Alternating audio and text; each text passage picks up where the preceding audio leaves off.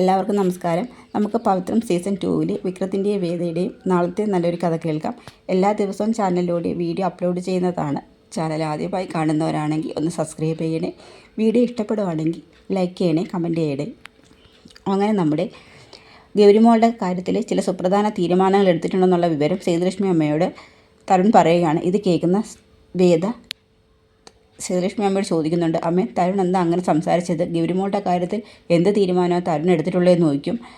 ഗൗരിമോൾ എൻ്റെ മകളല്ലേ എന്ന് ചോദിക്കുന്നുണ്ട്. ആ സമയത്ത് സേതുലക്ഷ്മി പറയുന്നുണ്ട്, മോളെ ബയോളജിക്കലി അവൾ നിൻ്റെ മകൾ തന്നെയാണ്, അല്ലെന്നുള്ളത് ആർക്കും തെളിയിക്കാൻ പറ്റില്ല. പക്ഷേ ഹോസ്പിറ്റൽ രേഖകൾ ഉൾപ്പെടെ എല്ലായിടത്തും അവൾ തരുണിൻ്റെയും രാധികയുടെയും കുഞ്ഞാണെന്ന് പറയും. അമ്മ എന്തൊക്കെയാണ് പറയുന്നത്? അന്ന് ഹോസ്പിറ്റലിൽ വെച്ച് നിൻ്റെ സഹോദരൻ നിന്നെയും നിൻ്റെ മകളെയും അപകടപ്പെടുത്തുമെന്ന് കരുതി നിൻ്റെ കുഞ്ഞിൻ്റെ രക്ഷയോർത്ത് നീ അന്ന് നിൻ്റെ കുഞ്ഞിനെ എൻ്റെ കയ്യിൽ തന്നിട്ട് പറഞ്ഞു എൻ്റെ കുഞ്ഞിനെ അമ്മ സംരക്ഷിക്കണമെന്ന്. പക്ഷേ അന്ന് നീ തരുണിനോടുള്ള സെൻറ്റിമെൻറ്റ്സ് കൊണ്ടൊന്നും അല്ലല്ലോ കുഞ്ഞിനെ എന്നെ ഏൽപ്പിച്ചത്. ഇപ്പം അതേപോലൊരു സാഹചര്യത്തിലാണ് തരുൺ കടന്നു പോകുന്നത്. നീയായിട്ട് ഉണ്ടാക്കി വെച്ച ചെറിയൊരു പ്രശ്നത്തിൻ്റെ പേരിലാണ് ആ ദേവരാജൻ്റെ ഗുണ്ടകൾ അന്ന് നമ്മളുടെ വണ്ടി പിന്തുടരുകയും അത് കാറെടുപ്പിച്ച് നമ്മളെ അപകടപ്പെടുത്താൻ ശ്രമിച്ചതും. ആ സമയത്ത് ഗൗരിമോൾക്ക് അപകടം ഉണ്ടായ കാര്യം നിനക്കറിയത്തില്ലേ വേദ? അതിനുശേഷം തരുൺ വല്ലാതെ ഭയപ്പെട്ടിട്ടുണ്ട്, അവൻ്റെ കുഞ്ഞിന് എന്തെങ്കിലും അപകടം പറ്റുമെന്നുള്ളത്. അമ്മ എന്തായി പറയുന്നത്? ഗൗരി എൻ്റെ കുഞ്ഞാണ്, അവൾക്ക് അപകടം വരുന്ന എന്തെങ്കിലും ഒരു സാഹചര്യം ഞാൻ ഉണ്ടാക്കുമോ? ഇല്ലെന്ന് എനിക്കറിയാം. പക്ഷേ അവളുടെ രക്ഷയെ കരുതിയാണ് തരുൺ തിരുവനന്തപുരത്തോട്ട് താമസിക്കാമെന്നുള്ള കാര്യം പറഞ്ഞത്. അതുകൊണ്ട് തന്നെ കുഞ്ഞിൻ്റെ കാര്യം ആലോചിച്ച് നീ ഒട്ടും ടെൻഷൻ അടിക്കേണ്ട കാര്യമില്ല വേദ. അവളെപ്പോഴും സന്തോഷമായിട്ടിരിക്കണമെന്നല്ലേ നമ്മളെപ്പോഴും ആഗ്രഹിച്ചെന്നൊക്കെ പറയുന്നുണ്ട്. പക്ഷേ വേദയ്ക്ക് അപ്പോഴും ഒരു സംശയം കിടക്കുന്നുണ്ട്. എന്തുകൊണ്ടാണ് അമ്മ ശരിക്കും കുഞ്ഞ് തരുണിൻ്റെയും രാധികയുടെയും കുഞ്ഞാണെന്ന രീതിയിൽ തന്നെയാണ് വേദയോട് സംസാരിക്കുന്നത്. വേദ കുഞ്ഞിൻ്റെ വളർത്തമ്മയാണെന്നുള്ള മറ്റുള്ള സംസാരം ഉണ്ടായിരുന്നു. പിറ്റേ ദിവസം രാവിലെ തന്നെ വേദ ഒരു തീരുമാനം എടുക്കുന്നുണ്ട്.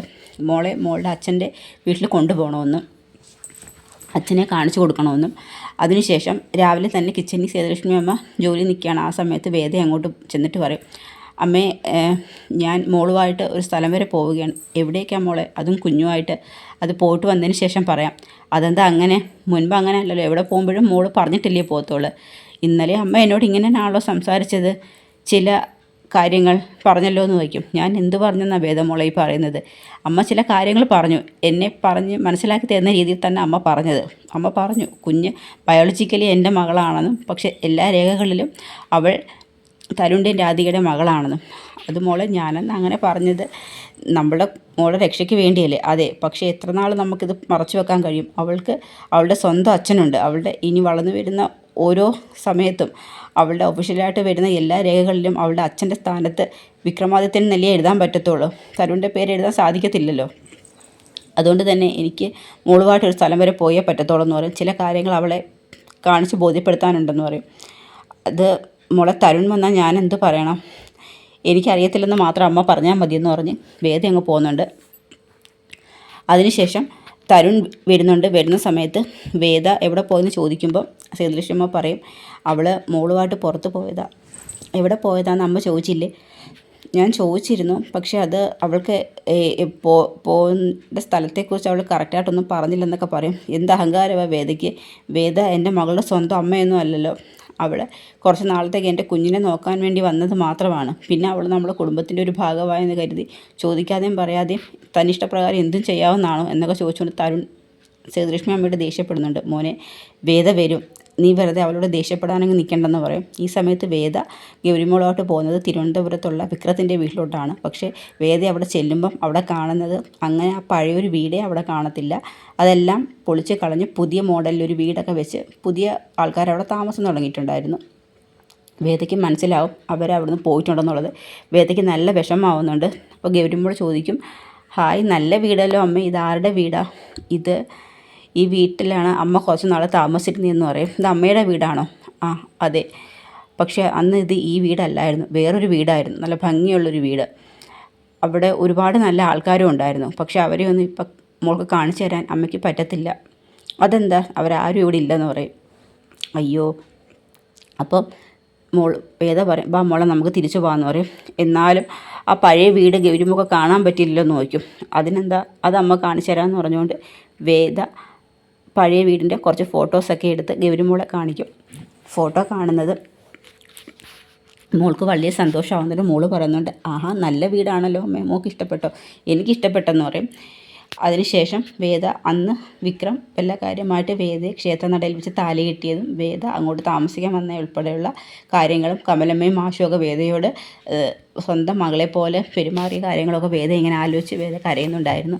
അതിനുശേഷം തിരിച്ച് വീട്ടിലോട്ട് വരുന്ന സമയത്ത് വേദയും നോക്കിക്കൊണ്ട് തരുൺ ഇങ്ങനെ ഇരിക്കുകയാണ്. ആ സമയത്ത് അവിടുത്തെ സെർവൻറ്റ് വന്ന് പറയും, വേദ മേഡം വന്നിട്ടുണ്ടെന്ന് പറയുന്നുണ്ട്. ആ സമയത്ത് സേതുലക്ഷ്മി പറയുന്നുണ്ട്, തരുൺ ഞാൻ നേരത്തെ പറഞ്ഞു, മോളുടെ മുമ്പിൽ വെച്ച് വേദയോട് നീ ഒന്നും സംസാരിക്കാത്ത, എന്തെങ്കിലും സംസാരിക്കണമെന്നുണ്ടെങ്കിൽ മാറ്റി നിർത്തി സംസാരിക്കാം. കുഞ്ഞ് ഇതുവരെ നിങ്ങൾ തമ്മിലൊന്നും സംസാരിക്കുന്നത് ദേഷ്യപ്പെടുന്നത് കണ്ടിട്ടില്ല. ഇതൊന്നും കാണാത്തൊന്നും ഇനി കുഞ്ഞ് കാണണ്ട. അതുകൊണ്ട് തന്നെ മോൾ ഉള്ളപ്പം അവളോട് ദേഷ്യപ്പെടരുതെന്ന് പറയുന്നുണ്ട്. നിനക്ക് എന്തെങ്കിലും സംസാരിക്കണമെന്നുണ്ടെങ്കിൽ വേദയെ മാറ്റി നിർത്തി സംസാരിക്കാമെന്ന് പറയും. ആ സമയത്ത് വേദ മോളുമായിട്ട് വരുന്നത്. അപ്പോഴത്തേക്കും പറയും, ആ മോളെ എവിടെ പോയിരുന്നു? ഞാൻ അമ്മയായിട്ടേ ഒരു പുതിയ സ്ഥലത്ത് പോയതാ, ഒരു വീടൊക്കെ കണ്ടെന്ന് പറയും. ആഹാ എങ്കിൽ മോള് വന്ന് മേല് കഴുകുക, അച്ഛമ്മ ഭക്ഷണമൊക്കെ തരാമെന്ന് പറയും. അങ്ങനെ മോളെ വിളിച്ചുകൊണ്ട് പോകുന്നുണ്ട്. ആ സമയത്ത് വേദ അകത്ത് കയറി പോകുമ്പോൾ തരുൺ പറയും, വേദ അവിടെ നിൽക്കൂ, വേദ എവിടെ പോയതാ? അത് ഞാൻ കുഞ്ഞുമായിട്ട് പുറത്ത് പോയെന്ന് ചോദിക്കും. ആരെടുത്ത് ചോദിച്ചുകൊണ്ടാണ് വേദ കുഞ്ഞുമായിട്ട് ഒറ്റയ്ക്ക് പുറത്ത് പോയെന്ന് ചോദിക്കും. എന്താ എനിക്ക് മോളുമായിട്ട് പുറത്ത് പോയിക്കൂടെ എന്ന് ചോദിക്കും. അതിന് കുഞ്ഞുമായിട്ട് പുറത്ത് പോകാൻ വേദയ്ക്ക് എന്താ അധികാരമുള്ളത്? വേദ കുഞ്ഞിൻ്റെ ആരാന്ന് ചോദിക്കും. ഞാൻ ആരാണെന്നുള്ള കാര്യം തരുൺ അറിയത്തില്ലേ? എനിക്കെന്താ എനിക്ക് അവളുടെ കാര്യത്തിൽ ഒരു ഉത്തരവാദിത്വം ഇല്ലയെന്ന് ചോദിക്കും.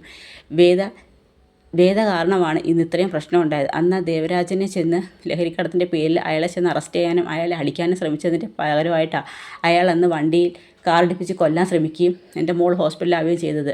എൻ്റെ രാധിക തന്നെ ഇതുപോലെ സാഹചര്യത്തിൽ കൂടി കടന്നു പോയതുകൊണ്ടാണ് എനിക്കെൻ്റെ രാധിക നഷ്ടപ്പെട്ടത്. ഇനി എനിക്ക് എൻ്റെ മോളെയും കൂടി കൈവിട്ട് കളയാൻ പറ്റത്തില്ല. അതുകൊണ്ട് തന്നെ വേദ ഇനി മേലെ മോളുമായിട്ട് പുറത്ത് പോലെന്ന് പറയും. നിങ്ങളെന്താ ഈ പറയുന്നത്? ഞാൻ എൻ്റെ മോളുമായിട്ട് പുറത്ത് പോകുന്നുണ്ട്, എന്താ കുഴപ്പമെന്ന് ചോദിക്കും. അവളുടെ സുരക്ഷിതത്വം എനിക്കും പ്രധാനമില്ലേ? ഞാൻ എൻ്റെ മകളെ ഒരു അപകടത്തിലോട്ട് കൊണ്ട് ചാടിക്കുമോ? ഞാൻ എൻ്റെ മകളുടെ ആരാന്ന് കരുതിയാണ് നിങ്ങൾ സംസാരിക്കുന്നത് എന്നൊക്കെ പറഞ്ഞുകൊണ്ട് വേദ അങ്ങോട്ട് ദേഷ്യപ്പെടാൻ തുടങ്ങുമ്പോഴത്തേക്ക് ഞാൻ ആരാന്നറിയാമെന്ന് ചോദിക്കുമ്പോഴത്തേക്ക് ശ്രീലക്ഷ്മി അമ്മ പറയും, വേദ മോളെ എന്ന് പറഞ്ഞ് വിളിക്കും. അപ്പോഴത്തേക്ക് വേദ അങ്ങ് തിരിഞ്ഞ് നിൽക്കും. പറഞ്ഞ് ചോദിക്കും, എന്താ ഇത്? വെറുതെ എന്തിനും ഓരോന്നും പറഞ്ഞ് വെറുതെ സംസാരിച്ച് നിങ്ങൾ മുഷിയുന്നത്? വേദമോൾ അകത്ത് പോ എന്ന് പറഞ്ഞുകൊണ്ടങ്ങ് വേദ അകത്ത് കയറി പോകുന്നുണ്ട്. എന്താ മോനെ ഇത്? പിന്നെ വേദ പറഞ്ഞ കേട്ടില്ലേ അമ്മേ, വേദ ഇപ്പോഴും ഗൗരിമോളെ സ്വന്തം മോളായിട്ടാണ് കാണുന്നത്. അത് നല്ലതല്ലേ മോനെ എന്ന് പറയാം. അത് നല്ലതാണെന്ന് എനിക്ക് തോന്നുന്നില്ല അമ്മേ. വേദയുടെ വിചാരം വേദയുടെ സ്വന്തം മകളാണെന്നാണ്. വേദയുടെ കുഞ്ഞ് മരിച്ചു പോയെന്നുള്ള കാര്യം വേദയ്ക്ക് അറിയത്തില്ലയോ? വേദ എൻ്റെ മകളെ നോക്കാൻ വേണ്ടി വന്നതാണ്. പക്ഷെ വേദയുടെ പെരുമാറ്റമൊക്കെ കാണുമ്പോൾ സ്വന്തം മകള് എന്ന രീതിയിലാണ് മോനെ. അവൾ പ്രസവിച്ചിട്ട കാലം തൊട്ട് വേദയല്ലേ അവളെ വളർത്തുന്നത്. അവളുടെ പാല് കുടിച്ചാൽ അവൾ വളർന്നു വന്നത്. അപ്പോൾ ആ ഒരു അമ്മ മകൾ ബന്ധം അവൾക്ക് ഉണ്ടാവത്തില്ലേ? നിൻ്റെ മകളാണ് വേദ, പക്ഷെ വേദ അവളെ സ്വന്തം മകളെ പോലെ കാണുന്നതെന്നൊക്കെ പറഞ്ഞു സേതുലക്ഷ്മി അമ്മ പിന്നെയും അങ്ങനെ തന്നെയാണ് തരുണിനെയും പറഞ്ഞ് വിശ്വസിപ്പിക്കുന്നത്. വേദയുടെ കുഞ്ഞ് മരിച്ചു പോയെന്നും തരുണിൻ്റെ കുഞ്ഞാണ് ഉള്ളതെന്നും തരുണിൻ്റെ കയ്യിലുള്ളതെന്നാണ് സേതുലക്ഷ്മി അമ്മ മകനോട് പറയുന്നത്. അതിനുശേഷം വിക്രം സുധാകരൻ മാഷുമായിട്ട് വേറൊരു വീട്ടിലോട്ട് വാടകയ്ക്ക് താമസിക്കുകയാണ്. അവിടെ ഒരു അച്ഛനും മകളും മാത്രമേ ഉള്ളൂ. അക്ഷിത എന്ന് പേര് വിളിക്കുന്ന അഭിരാമിയും ആമിയെന്ന് വിളിക്കുന്ന അക്ഷിതയുടെ അച്ഛനും. അങ്ങനെ അവരവിടെ താമസിക്കുന്നുണ്ട്. 2 വീടല്ല, ഒരു വീടിൻ്റെ പകുതി ഭാഗം അവർക്ക് കൊടുത്തിട്ടുണ്ടായിരുന്നു. അങ്ങനെ വിക്രം അവിടെ പാചകമൊക്കെ ചെയ്യുന്നുണ്ട്. അങ്ങനെ ആമി കുറച്ച് കറിയൊക്കെ കൊണ്ട് കൊടുക്കുന്നുണ്ട്. അങ്ങനെ അവർ തമ്മിൽ ഭയങ്കര ഫ്രണ്ട്ലി ആവുന്നുണ്ട്. അത് കഴിഞ്ഞ് മാഷും ആമിയുടെ അച്ഛനും കൂടി പോയി കുറച്ച് സാധനങ്ങളൊക്കെ വാങ്ങിച്ചുകൊണ്ടൊക്കെ വരുന്നുണ്ട്. ആ സമയത്ത് വിക്രം പറയും, എന്തിനാ അച്ഛൻ പോയി സാധനമൊക്കെ മേടിക്കുന്നത്? മോനെ ഇവിടെ ഒറ്റയ്ക്കിരുന്ന് മുഷിച്ചിലുകൊണ്ടല്ലേ ഞാൻ പോയെന്നൊക്കെ പറയും. അതിനുശേഷം നമ്മുടെ തരുൺ സാറ് ജയിൽ സൂപ്രണ്ടായിരുന്ന ആൻഡ്രൂ സാറിനെ കാണാനായിട്ട് വരുന്നുണ്ട്. തരുണിൻ്റെ അച്ഛൻ്റെ ഫ്രണ്ടായിരുന്നു ആൻഡ്രൂ സാറ്. അങ്ങനെ ആൻഡ്രൂസിനോട് സംസാരിക്കുന്നുണ്ട്. ആ സമയത്ത് പറയും, സാറിന് എന്നെ മനസ്സിലായെന്ന് ചോദിക്കും. അങ്ങനെ കാര്യങ്ങളൊക്കെ സംസാരിച്ചതിന് ശേഷം പറയും, എനിക്ക് ഇപ്പോൾ അത്യാവശ്യമായിട്ട് സാറിൻ്റെ ഒരു സഹായം വേണം, സാറിന് എന്താ ഞാൻ ചെയ്തു തരണമെന്ന് ചോദിക്കും. ഞാനും എൻ്റെ വൈഫ് ഇവിടെ സബ് കളക്ടറായിട്ട് ജോലി ചെയ്യുകയാണ്. എനിക്കും ഇവിടെ ജോലിയുണ്ട്. അതുകൊണ്ട് തന്നെ എനിക്ക് മകളുടെ കാര്യം ശ്രദ്ധിക്കാനായിട്ട് ഞങ്ങൾക്ക് ഇച്ചിരി സമയക്കുറവുണ്ട്. അതുകൊണ്ട് തന്നെ ഞങ്ങൾ വീക്കെൻഡിൽ മാത്രമേ നാട്ടിലോട്ട് വരത്തുള്ളൂ. ഞങ്ങൾക്ക് 2 പേർക്കും തമിഴ്നാട്ടിലാണ് ഇപ്പം ഞങ്ങൾ ജോലി ചെയ്യുന്നത്. അതുകൊണ്ട് തന്നെ മോളുടെ കാര്യം നോക്കാനായിട്ട് ഒരാളെ ഞങ്ങൾക്ക് വേണമെന്ന് പറയും. അതിനൊരാളുണ്ടെങ്കിൽ സാറൊന്ന് ഹെൽപ്പ് ചെയ്യാൻ പറയും. അയ്യോ സാറേ, ഇതിനൊരു ഏജൻസി കൊടുത്താൽ പോരായിരുന്നു, അവിടെ നിന്ന് ഒരുപാട് നല്ല ആൾക്കാരെ കിട്ടുമല്ലോ എന്ന് ചോദിക്കും.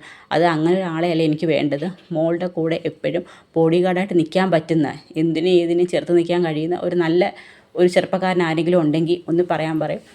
അപ്പോൾ ആൻഡ്രൂസ് പറയും, ഞാനൊന്ന് ആലോചിച്ചിട്ട് പറയാമെന്ന് പറയും. മതി, എന്ന് പറയും. അപ്പം ഞങ്ങൾ ആഴ്ചയിലേ വരുത്തുള്ളൂ, അപ്പം മോളും അമ്മയും മാത്രമേ ഇവിടെ ഉള്ളൂ എന്ന് പറയും. അപ്പോൾ തരുൺ വൈഫെന്ന് പരിചയപ്പെടുത്തുന്നത് വേദയാണ്. ഞാൻ ആലോചിച്ചിട്ട് പറയാൻ സാറെന്ന് പറഞ്ഞ് ഞങ്ങൾ പോവുകയാണ്. അതിനുശേഷം ആൻഡ്രൂസിൻ്റെ മനസ്സിൽ വരുന്ന മുഖം വിക്രത്തിൻ്റെയാണ്. അങ്ങനെ വിക്രത്തിനോട് ഈ ഒരു കാര്യത്തെക്കുറിച്ച് സംസാരിക്കുന്നുണ്ട്. ആ സമയത്ത് വിക്രം പറയും, സാർ അത് ഒരു കൊച്ചുകുട്ടിയുടെ ബോഡി ഗാർഡ് ആവുമെന്നൊക്കെ പറഞ്ഞാൽ നീ അതിനെ അത്ര ചെറുതാക്കിയൊന്നും കാണണ്ട. അദ്ദേഹം ഡൽഹിയിലെ ഒരു IPS ഉദ്യോഗസ്ഥനായിരുന്നു. പേര് തരുൺ S. അയ്യർ. വൈഫ് ഇവിടെ സബ് കളക്ടറുടെ ജോലി ചെയ്യാണ്. അപ്പോൾ അവർക്ക് രണ്ടുപേർക്കും ഇപ്പോൾ തമിഴ്നാട്ടിലാണ് ജോലി. വീക്കെൻഡിൽ മാത്രമേ നാട്ടിലോട്ട് വരാൻ പറ്റത്തുള്ളൂ. അപ്പോൾ ഇവിടെ തിരുവനന്തപുരത്ത് അമ്മയും അവരുടെ കുഞ്ഞും മാത്രമേ ഉള്ളൂ. അപ്പം കുഞ്ഞിന് പുള്ളിക്ക് ഒരുപാട് ശത്രുക്കളൊക്കെ ഉണ്ട്. അപ്പോൾ അതുകൊണ്ട് തന്നെ കുഞ്ഞിനെ കെയർ ചെയ്യാൻ പറ്റുന്ന ഒരാൾ. അപ്പോൾ അതുകൊണ്ട് തന്നെ നിനക്ക് പറ്റും. അതുകൊണ്ട് തന്നെ നീ ജയിലിൽ വെച്ച് മാസ്റ്റേഴ്സൊക്കെ നേടിയതാണ്. നിനക്ക് തുടർന്ന് എന്തെങ്കിലും നല്ലൊരു ജോലി കണ്ടെത്തി തരാനൊക്കെ അദ്ദേഹത്തിന് സാധിക്കും. വളരെ നല്ല മനുഷ്യനാണ്, വളരെ സ്ട്രെയിറ്റ് ഫോർവേഡാണ് എന്നൊക്കെയുള്ള കാര്യങ്ങളൊക്കെ ആൻഡ്രൂസ് പറയുന്നുണ്ട്. അങ്ങനെ വിക്രം തരുണിൻ്റെ കുഞ്ഞിനെ നോക്കാനുള്ള ബോഡി ഗാർഡായിട്ട് പോകാനായിട്ട് തീരുമാനിക്കുകയാണ്. അങ്ങനെ ആ വിവരം വീട്ടിൽ വന്ന് മാഷിനോട് പറയുന്നുണ്ട്. അപ്പം മാഷും പറയും, അത് മോനെ ഇങ്ങനൊരു ജോലി നിനക്ക് വേണോ എന്ന് ചോദിക്കും. ഇതിപ്പം അദ്ദേഹത്തിൻ്റെ ശത്രുക്കൾ നിൻ്റെ ശത്രുക്കളാവത്തില്ല. കുഞ്ഞിനെ നോക്കാൻ ശ്രമിക്കുന്നുണ്ടെങ്കിൽ നിനക്ക് എന്തെങ്കിലും സംഭവിച്ചാലോ എന്ന് മാഷ് ചോദിക്കും. അങ്ങനൊന്നും സംഭവിക്കത്തില്ലെന്ന് പറയും. അപ്പോൾ ആമയുടെ അച്ഛനും പറയും, അങ്ങനൊന്നും പേടിക്കേണ്ട, ഒന്നുമില്ലെങ്കിലും വിക്രം ജയിലിൽ നിന്ന് ബിരുദാനന്തര ബിരുദമൊക്കെ നേടിയതല്ലേ, ഒരുപക്ഷെ ഇതൊരു നല്ല ഒരു അവസരമായിരിക്കാം. ഒരുപക്ഷെ നല്ലൊരു ബന്ധം ഉണ്ടാക്കി എടുത്തു കഴിഞ്ഞാൽ തന്നെ വിക്രത്തിന് ഇതിലും നല്ല ഉയർന്നൊരു ജോലിയൊക്കെ വാങ്ങിച്ചു കൊടുക്കാൻ അദ്ദേഹത്തിന് സാധിക്കും. എന്തായാലും ഇതെല്ലാം നല്ലൊരു തുടക്കത്തിനാവട്ടെ എന്നൊക്കെ പറയുന്നുണ്ട്. പക്ഷേ മാഷിന് ഒട്ടും മനസ്സില്ല. കാരണം വിക്രത്തിന് എന്തെങ്കിലും അപകടം പറ്റുമോ എന്നുള്ളൊരു തോന്നൽ മാഷിനുണ്ട്. അങ്ങനെ വിക്രം സ്വന്തം കുഞ്ഞിൻ്റെ ബോഡി ഗാർഡായിട്ട് തിരുവനന്തപുരത്തോട്ട് പോകാൻ തീരുമാനിക്കുകയാണ്. അപ്പോൾ അവിടെ ചെല്ലുമ്പോൾ തരുണിൻ്റെ വൈഫായിട്ട് കാണുന്നത്, സബ് കളക്ടറായിട്ട് കാണുന്നത് നമ്മുടെ വേദയാണ്.